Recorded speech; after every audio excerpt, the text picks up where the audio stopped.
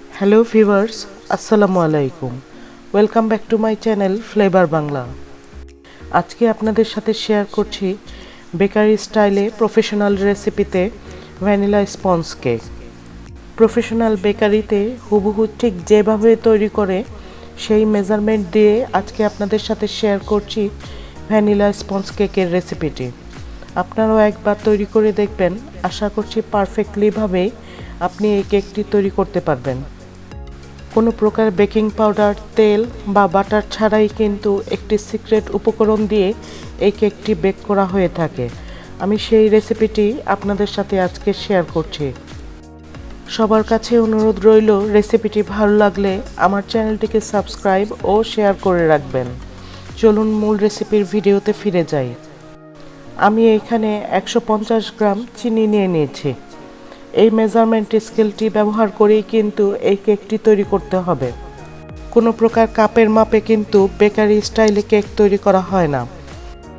Professionally bakery স্টাইলে কিন্তু গ্রামের মেজারমেন্ট দিয়েই কেক তৈরি করা হয়। তারপর এখানে 120 গ্রাম ময়দা নিয়ে নিচ্ছি। আর চিনি কিন্তু আমি রেগুলার চিনি ব্যবহার করছি। এখানে কোনো আইসিং সুগার বা গুঁড়া চিনি কিন্তু ব্যবহার করছি না। ময়দার সাথে 30 গ্রাম কর্নফ্লাওয়ার নিয়ে নিয়েছি। এই কর্নফ্লাওয়ারেই কিন্তু কেকটি স্পঞ্জি ও সফট করে তুলবে। তারপর ময়দা ও কর্নফ্লাওয়ারের মিশ্রণটি 2 থেকে 3 বার স্ট্রেনার দিয়ে চেলে নিচ্ছে। এইভাবে চেলে নিলে ময়দাটিতে এয়ার ক্রিয়েট হবে এবং কেকটি অনেক ভালো স্পঞ্জি হবে। আমার চ্যানেলে আরও বিভিন্ন ধরনের মজাদার সহজ কেকের রেসিপি রয়েছে। আমি আই বাটনে ও ডেসক্রিপশন বক্সে লিংক দিয়ে রাখবো, আপনারা দেখে নিতে পারবেন। আশা করছি প্রতিটি রেসিপি আপনাদের কাছে ভালো লাগবে।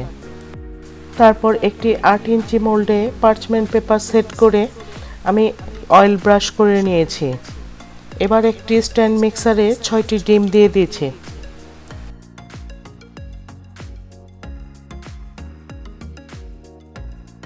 ডিমের সাথে আগে থেকে মেপে রাখা 150 গ্রাম চিনি দিয়ে দিচ্ছি। তারপর হাই স্পিডে বিট করে নিচ্ছি 3 মিনিটের মতো। বিট করার ফলে যখন দেখবেন আস্তে আস্তে রং পরিবর্তন হয়ে একটি হোয়াইট ক্রিমের মতো কালার তৈরি হয়েছে, সেই পর্যায়ে আমি অন্য ইনগ্রেডিয়েন্টসগুলো ইউজ করব। আমার চ্যানেলে আরও যে আকর্ষণীয় রেসিপিগুলো আপলোড করা হয়েছে, চ্যানেলের ভিডিও অপশনে বা প্লেলিস্টে গিয়ে দেখে আসতে পারবেন। আশা করছি প্রতিটি রেসিপি আপনাদের কাছে খুবই ভালো লাগবে।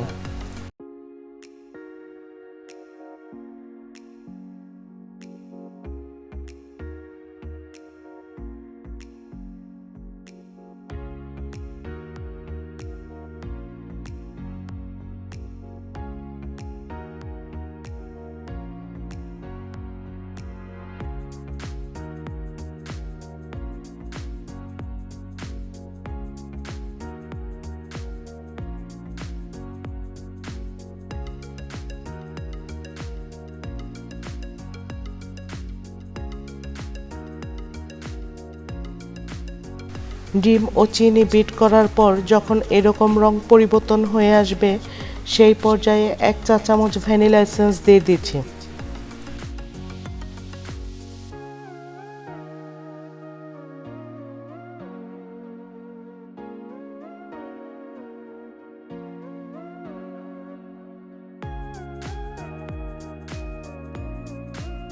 এবার ইলেকট্রিক বিটারের স্পিড একেবারে লো করে দিয়ে আগে থেকে তৈরি করে রাখা ময়দার মিশ্রণটি ডিমের মিশ্রণের সাথে মিলিয়ে নিচ্ছি।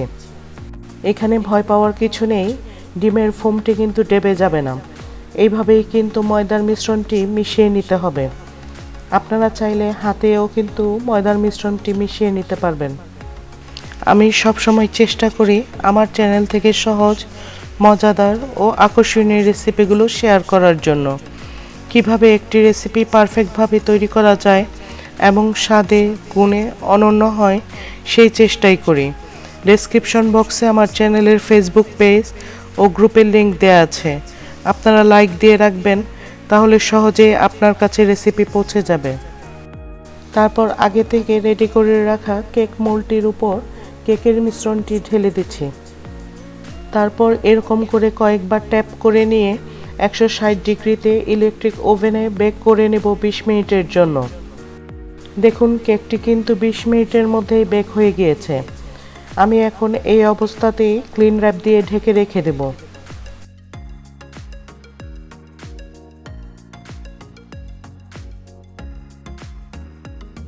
যখন কেকটি ঠান্ডা হয়ে যাবে এই স্পঞ্জ কেকটি কিন্তু দেখতে ঠিক এই রকমই হবে।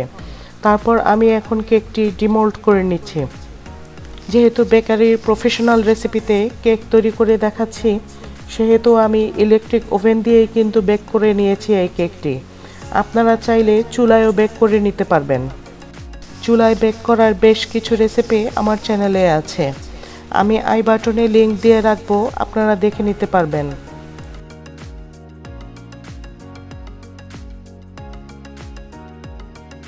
তারপর আমি একটি ধারালো ব্রেড নাইফ দিয়ে এই কেকটি কেটে নিচ্ছি।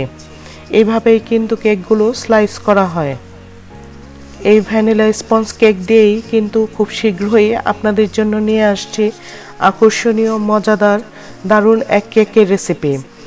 আমি ডেকোরেশন সহ বিস্তারিত আপনাদের কাছে ওই কেকের রেসিপিতে উপস্থাপন করব। অনুরোধ রইল চ্যানেলটিকে সাবস্ক্রাইব ও শেয়ার করে রেখে বেল বাটনটিকে ক্লিক করে রাখবেন, তাহলে নোটিফিকেশন আপনার কাছে খুব দ্রুতই পৌঁছে যাবে। আজকের ভিডিওর রেসিপিটি যদি আপনাদের কাছে ভালো লেগে থাকে তাহলে প্লিজ লাইক, সাবস্ক্রাইব এবং শেয়ার করবেন।